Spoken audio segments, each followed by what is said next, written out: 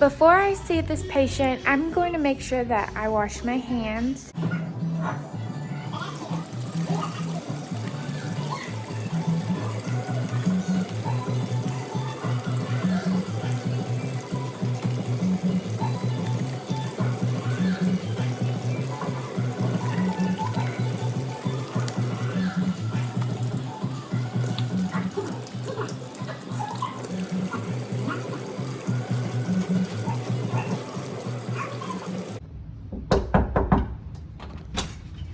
Hi, Mr. Rivera. Are you Mrs. Rivera? Yes.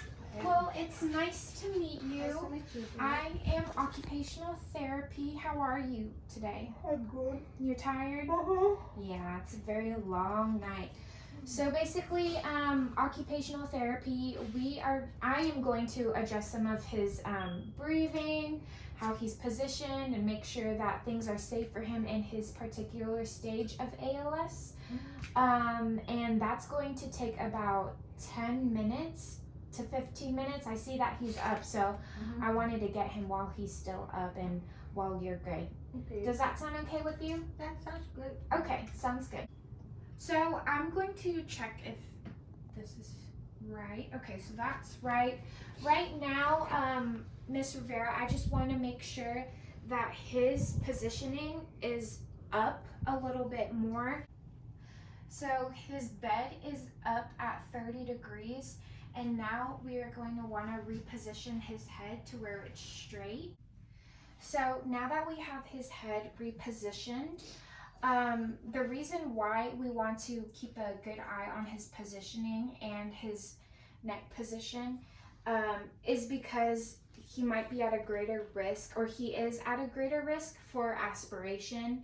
And because those muscles of the respiratory wall are weakened, we want to make sure that we're using gravity to help his breathing process, and that helps to, when we have the positioning right, it's realigned and he's okay to breathe. So that, with the neck and the repositioning, I just wanted to make sure that that was correct. The reason why he might be doing that is because of fatigue and the weakness in his muscles. So I'm going to explain a little bit more about secretion management, contractures, and his breathing. That's actually something that I'm going to assess. So with his secretion, I see that there's a lot of saliva and he is making a lot of noise, like a lot of gurgling noise. Has that been going on a lot? Okay, so whenever you see that secretion happening, we want to make sure that we use this tube to suck it all out whenever we can. So anytime you hear that gurgling, it's probably a sign that he might be choking or he's trying to secrete it, but he can't. So we're going to use that tube. And it looks like, according to his pulse ox, that his breathing is at about 98 saturation. So that's really good. His breathing's really good. So we don't have to worry about that, but that's something that we're going to watch out for. And with the positioning, that will help as well. Clearing secretions is going to help his breathing. And I also wanted to look at possible contractions that he might have.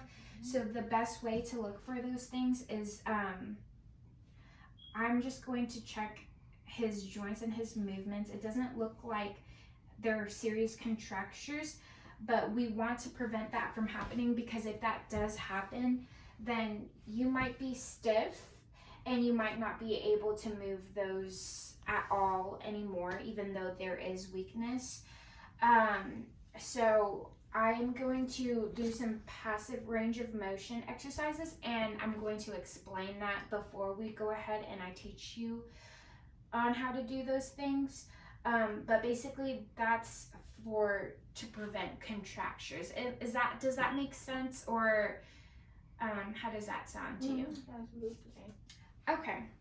So passive range of motion exercises, basically when we do those things, we're helping you, Mr. Rivera, on maintaining the movement ability, the potential in his arms, and any joint in his body, to prevent stiffness, pain, or inflammation that might occur in the tendons or the joints. So also when we do that, we're increasing blood flow, and that increases oxygen. So first, we're gonna move from the shoulder to the wrist, and I'm going passive range of motion. Since he can't move his arm by himself, we are going to move it, and essentially you're gonna have to learn how to move it because you will be performing this at home.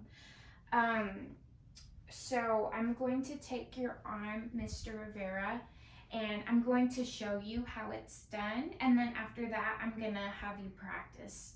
Does that sound all right? Mm-hmm. Okay, so first we're gonna work on shoulder flexion, and with that, stabilize at the elbow, hold on to the arm right here, but you want to make sure the thumb is upward. Okay, the arm usually moves up like this, and whenever we have our arm on the other way like this, sometimes it gets caught in our bony protrusion in the shoulder, and it's just not as helpful when you move it that way. So always make sure that thumb is facing towards up.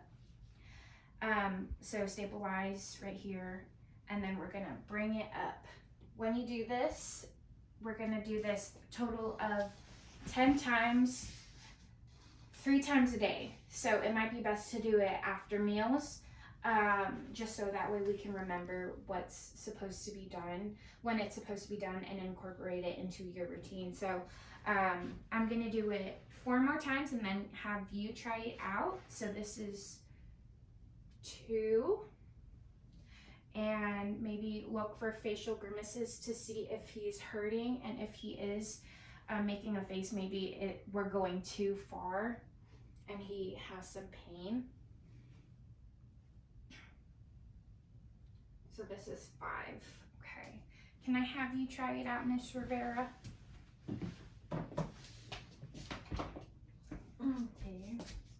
So remember, yes, Support this one. Yeah. That one.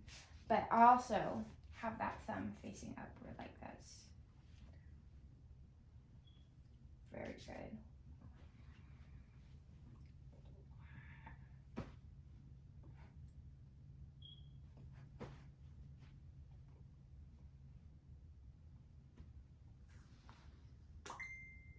Okay, that's really good.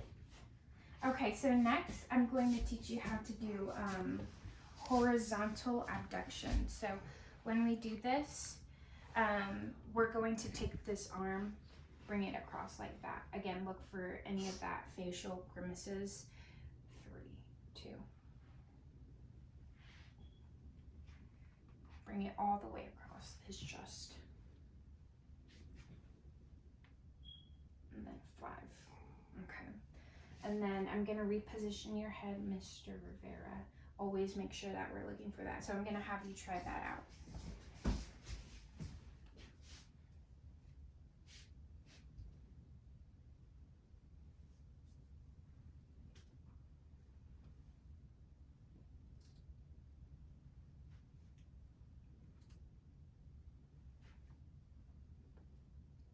Very good, yes. That looks really good. Okay, so the last part of the body that we're gonna work on is the wrist. So usually contractures might happen like this, right? So we're gonna work on extension. So whenever we do this, maybe we can have a pillow propped up so that way you don't have to hold it up as much.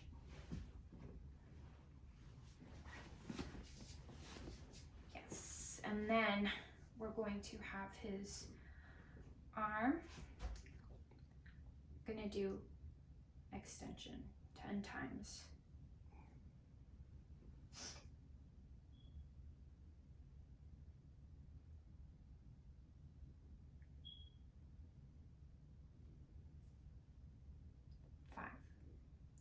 Okay.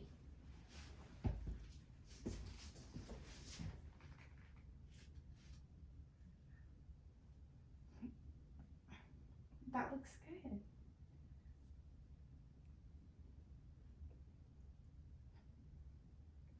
Right. Yes. Okay, so now we're going to do flexion. We're going to bring it down like this. So 1, or you could even have it like this. But we're going to do it like this. 2, 3, 4, 5.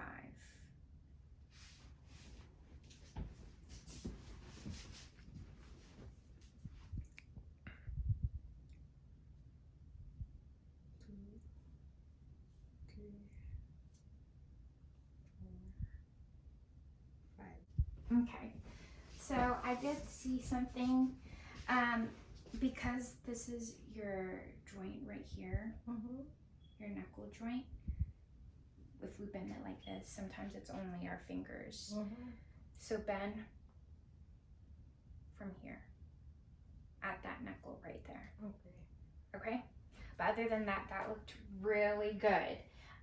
Mr. Rivera, are you feeling okay? Okay.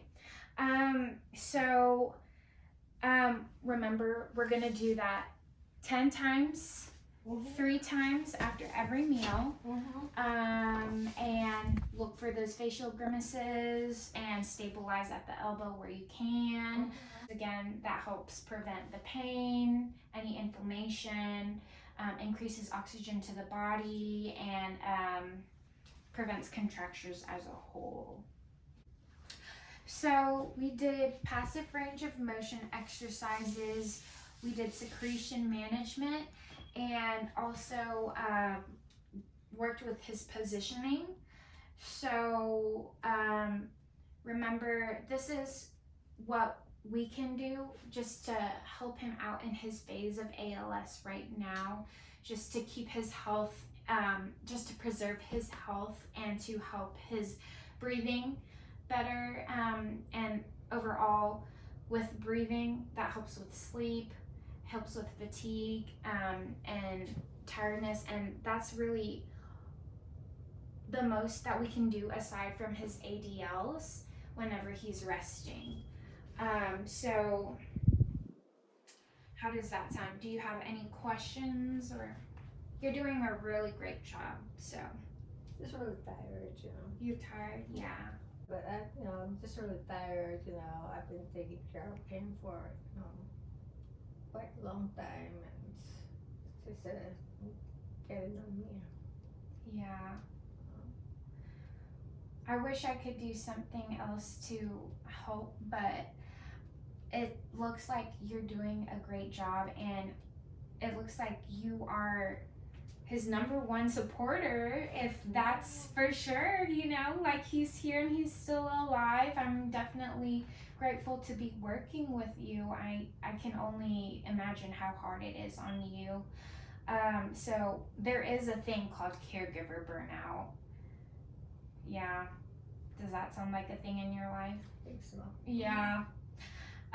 So after hearing that, I just want to make sure that you're also taking care of yourself while you can. So anytime you see him sleeping, you can sneak in some time to sleep too. Get some, maybe treat yourself like some pedicure, manicure, something like that. And you can even go shopping too if you can. But just be sure your health is just as important too, and that you're not neglecting your health. And I know it sounds so hard, but we want to maintain both of our important lives here in this room. So I'm sure that's what Mr. Rivera would want for you too. Yes, I think so. Yeah. So squeeze in those Z's while you can. Hang in there. You're doing so good. Thank you. Thank you. So if you have any questions, feel free to reach me. I'm here from 8 a.m. to 3 p.m. and I'll be his OT for the week. All right. Okay, well, it was really nice to meet you, Miss Rivera. Thank you so much. Thank you for your time. Welcome.